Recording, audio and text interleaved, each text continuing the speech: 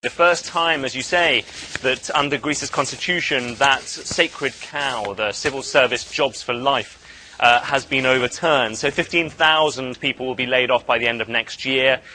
They are principally people who have broken rules at work, but also those who work for state bodies which will now be merged or closed.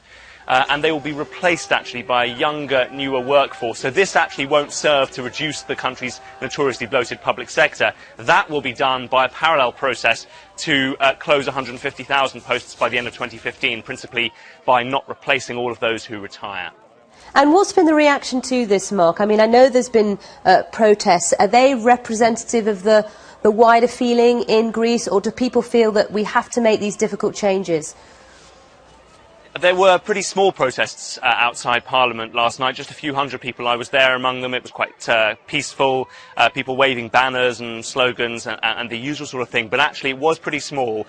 It's always difficult to get a general sense of the mood across the country, but I have to say that more and more people I speak to here say, well, listen, we realise that things need to change, that the public sector is an unreformed beast, that it has been allowed to grow excessively over the decades. The original idea behind that sort of job for life was that governments would not be able to simply fire mass administrations when they came in, but actually what it led to was mass hirings. So people realise that it needs to be tackled, but the problem is that with unemployment at record highs of over 27%, people at the protest were saying to me, well, we simply can't cope with another 15,000 being put into the unemployment pool, and many of those will be older Greeks who have families to look after, and they're unlikely to find new jobs. So it is still very tough times for ordinary Greeks here, even though on a political level the country seems a little bit more stable than last year. You don't get the sense anymore that really Greece is falling off a cliff as it was last year.